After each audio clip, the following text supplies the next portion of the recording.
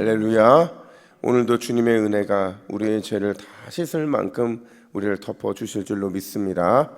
이 시간 말씀을 받겠습니다.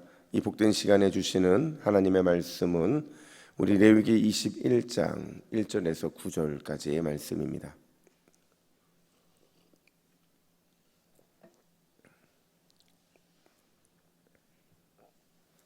구약 177면 레위기 21장 1절에서 9절까지의 말씀, 사람의 기준과 하나님의 기준이라는 제목으로 오늘 말씀을 받겠습니다. 우리 1절부터 9절까지 함께 교독합니다. 여호와께서 모세에게 이르시되 아론의 자손 제사장들에게 말하여 이르라. 그의 백성 중에서 죽은 자를 만짐으로 말미암아 스스로를 더럽히지 말려니와 그의 살부지인 그의 어머니나 그의 아버지나 그의 아들이나 그의 딸이나 그의 형제나 출가하지 아니한 처녀인 그의 자매로 말미암아서는 몸을 더럽힐 수 있느니라. 제사장은 그의 백성의 어른인즉 자신을 더럽게 속되게 하지 말지니라.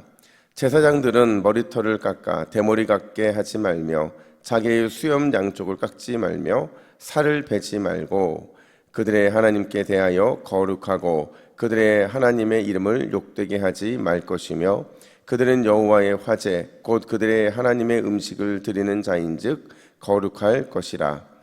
그들은 부정한 창녀나 이혼당한 여인을 취하지 말지니 이는 그가 여호와 하나님께 거룩함이니라. 너는 그를 거룩히 여기라. 그는 내 하나님의 음식을 드림이니라. 너는 그를 거룩히 여기라. 너희를 거룩하게 하는 나 여호와는 거룩함이니라. 함께 읽습니다. 어떤 제사장의 딸이든지 음행하여 자신을 속되게 하면 그의 아버지를 속되게 함이니 그를 불사를 지니라. 아멘. 여러분 혹시 페르소나라는 단어를 좀 아시나 모르겠어요. 이게요 고대 그리스의 이제 가면극에서 나온 말인데요. 그러니까 배우가 한 사람이 연기를 하다 보면 여러 역할을 맡을 때가 있잖아요. 그럴 때 배우가 썼다가 벗었다가 하는 그 가면, 이걸 바로 페르소나라고 말을 하는데 오늘날로 따지면 이렇게 말할 수 있을 것 같아요. 교회에서 저는 목사잖아요. 근데 제가 집에 가서도 목사일까요? 아니에요. 제가 집에 가면 남편이고 또 아빠의 가면을 쓰고 그 역할을 해야 된다는 거죠. 또 친구들을 만날 때도 그때도 역시 저는 친구라고 하는 가면을 쓰고 그 역할을 해야 한다는 거예요. 그걸 페르소나라고 말을 하는데 여러분 구약시대의 제사장들도 마찬가지였습니다. 이 제사장들은 성막에서 제사장의 가면을 쓰고 그 역할을 감당했다고 한다면 그들 역시도 집에 가서는 누군가의 남편, 누군가의 부모로서의 역할을 감당해야 했던 거예요. 그러니까 오늘 본문은 역할은 다르지만 또 상황에 따라 써야 될 가면은 다르지만 그러면도 어떻게 거룩한 정체성을 유지할 수 있는가 하는 것을 말해주는 게 바로 오늘 본문이라는 겁니다.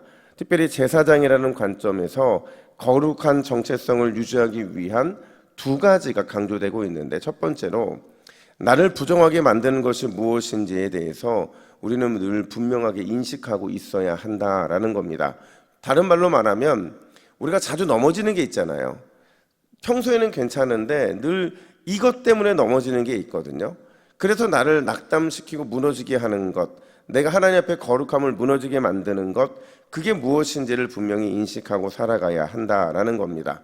오늘 본문에 보면요, 아주 일상 속에서 제사장을 쉽게 부정하게 만드는 그게 무엇인지를 말해주고 있는데 그게 뭐냐? 바로 죽음이라는 겁니다. 우리 1절 말씀을 같이 한번 읽어볼까요? 1절입니다. 시작. 여호와께서 모세에게 이르시되 아론의 자손 제사장들에게 말하여 이르라. 그의 백성 중에서 죽은 자를 만짐으로 말미암아 스스로 더럽히지 말려니와. 여러분 제사장들은요 성막에서 거룩한 역할을 하는 사람들이잖아요. 그렇기 때문에 절대로 죽음이라고 하는 이 부정과 닿거나 접촉해서는 안 된다는 거예요. 이건 우리가 너무 잘 알고 있어요. 그런데 오늘 본문에 보니까 그 영역이 굉장히 확대가 됩니다. 우리가 읽었던 1절에 죽은 자를 만짐으로 라는 표현은 우리가 그렇게 알고 있는 표현이에요. 근데 이걸 정확하게 번역하면 그 의미가 얼마나 강화되느냐. 죽은 자를 만진다는 거는요 죽은 자를 위해 한다는 거예요. 바꿔 말하면 단지 시체를 접촉하는 것만으로도 우리는 부정해질 수 있지만 그것만 하는 게 아니라 오히려 시체가 있는 공간에 같이 있는 것도 나를 부정하게 만드는 것이고 시체를 위한 애도의 마음을 갖는 것까지도 나를 부정하게 만든다라는 겁니다. 사실 어떻게 보면 억지 같아요. 시체를 직접 만진 것도 아니고 시체와 접촉한 것도 아닌데 그 공간에 있는 것만으로 그리고 애도하는 것만으로 그럼 제사장들은 아예 이 장례와 관련된 것들은 참여할 수 없는 거거든요. 왜 그래야만 하는가? 그 이유에 대해서 4절은 이렇게 말합니다. 우리 4절도 같이 읽습니다. 시작.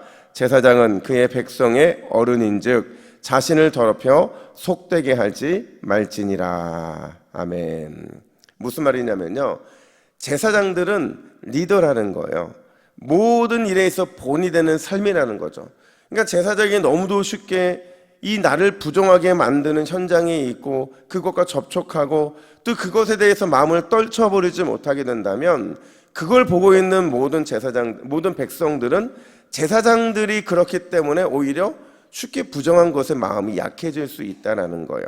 그래서 그 본이 되는 삶을 위해서 제사장들은 이렇게 어떻게 보면 아주 강렬한 이런 주님의 뜻을 따라야 되는 그런 상황들을 맞이할 때가 많이 있다라는 거죠. 물론 그들에게도 예외는 있어요. 오늘 본문에 보니까 직계 가족은 참여할 수 있다고 말을 해요.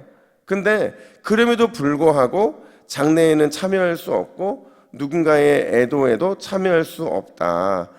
항상 1절 하반절 말씀처럼 의식적으로 스스로 더럽히지 않게 해야 했고 4절 하반절 말씀처럼 늘 깨워서 자신을 더럽혀 속되게 하지 말아야 한다. 이걸 한마디로 바꿔 말하면 항상 자신을 부정하게 만드는 게 무엇인지를 확인하고 인식하면서 그런 삶을 통해서 승리하는 삶을 살아야 된다. 이렇게 말해주고 있는 거예요. 사랑하는 여러분, 우리는 다 연약해요. 우리는 너무도 쉽게 무너지는 부분들이 있습니다. 어떻게 승리할 수 있느냐? 의식적으로 우리를 무너지게 하는 그 연약함을 의식하는 거예요. 그리고 성령님께 도움을 구하는 겁니다. 나의 말의 연약함, 나의 행동의 연약함, 나의 생각의 연약함, 반복해서 우리를 무너뜨리는 것이 있는 것을 인정하고 성령님께 도움을 구하면 반드시 그는 우리의 삶에서 부정이 아니야, 죄가 아니라 승리의 기쁨을 누리게 될 줄로 믿습니다. 여러분, 오늘도 성령님께 구함으로 승리할 수 있는 저와 여러분 되기를 예수님의 이름으로 축복합니다. 아멘. 두 번째로, 내 기준이 거룩이 돼서는 안 된다는 거예요.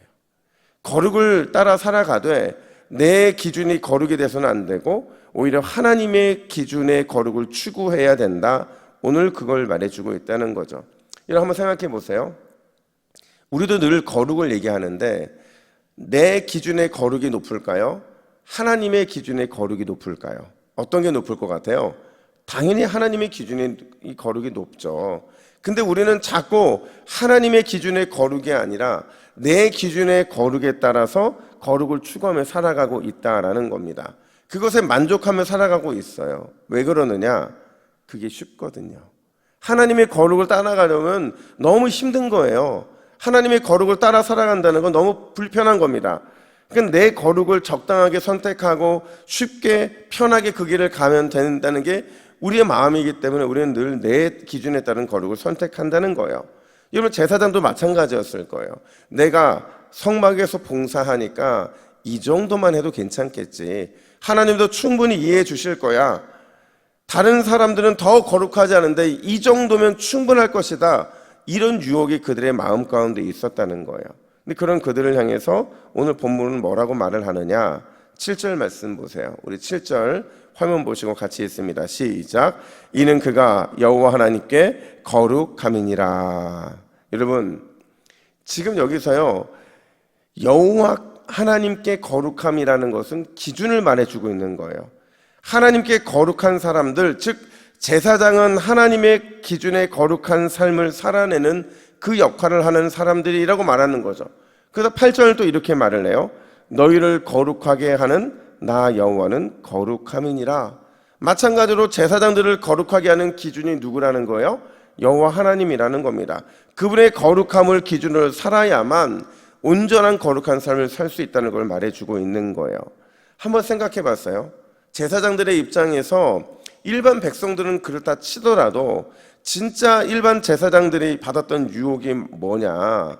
여러분, 모세 시대의 이 제사장들은요, 지금까지 본인들이 어떤 제사장들의 모습을 보고 배웠는지 아세요? 애굽에 있는 제사장들, 애굽의 신들에게 제사하는 그들의 삶의 패턴들, 그들의 행위들, 그들의 모습들, 그들의 복장들, 이 모든 것들이 다 그들에게는 유일하게 배울 수 있는 하나의 샘플이었던 거예요. 심지어 가나안 땅에 들어가서는요, 가나안 땅의 이 제사장들, 그들의 복장과 행동과 태도, 이런 것들에 자연스럽게 녹아들 수 있었거든요. 그런 것들을 닮고 싶은 유혹을 받았을 거라는 거죠. 그런 그들을 향해서 오늘 본문은 아주 단호하게 말해주고 있는 거예요. 너희들이 다른 신전에서 봉사하는 제사장들의 기준이 아니라, 세상의 기준이 아니라 하나님의 기준으로 거룩을 추구해야만 한다라는 것을 보여주고 있다라는 거예요. 저는 여러분 이 바둑을 잘 모릅니다. 전 바둑을 잘 못 둬요. 오목만 유일하게 두는 건데, 근데 이 바둑에 보면 묘수라는 게 있다고 해요. 이 묘수라는 게 무슨 뜻이냐면 누구도 생각할 수 없는 절묘한 수라는 거거든요. 그러니까 쉽게 설명해낼 수 없는, 쉽게 이게 판단할 수 없는 게 바로 절묘한 수인데, 바둑에 보면 이런 격언이 있다고 해요. 묘수를 3번 두면 반드시 바둑은 진다라는 거죠. 이게 무슨 말이냐면 기발한 아이디어로 해서 절묘한 수로 상황의 위기를 모면하는 것, 다 죽어가던 돌을 살리는 것, 전세를 역전시키는 것, 어떻게 보면 정말 기발하고 좋은 아이디어 같거든요. 근데 이게 반복된다는 건 무슨 얘기냐면 그만큼 바둑 둘 때 내가 지고 있다는 걸 말해주고 있는 거예요. 따라서 반복된 묘수라는 거는요, 절대로 바둑에서 상대방을 이길 수 없다라는 하나의 증표를 보여주는 거라고 하더라고요. 여러분, 거룩한 삶도 그렇습니다. 거룩의 위기가 찾아왔을 때 우리는 하나님의 특별한 묘수를 간구해야 옳아요.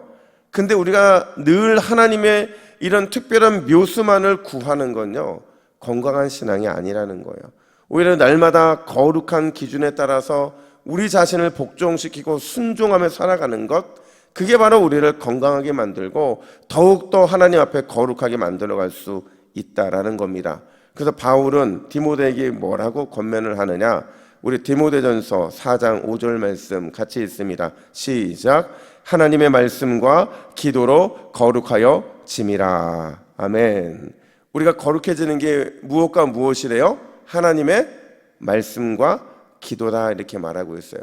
하나님의 말씀과 기도는요, 날마다 우리가 거룩한 삶을 위해 가장 필요한 것이고, 우리 스스로가 어떤 특별한 묘수를 구하는 게 아니라 하나님이 우리에게 주신, 허락하신 이 경건의 도구를 가지고 내 삶을 거룩하게 만들어내라는 것을 말해주고 있는 겁니다. 여러분, 오늘도 주의 말씀과 또 주님께 기도함으로 더욱 하나님의 기준에 합당한 그런 거룩한 삶을 살아내는 저와 여러분 되기를 예수님의 이름으로 축복합니다.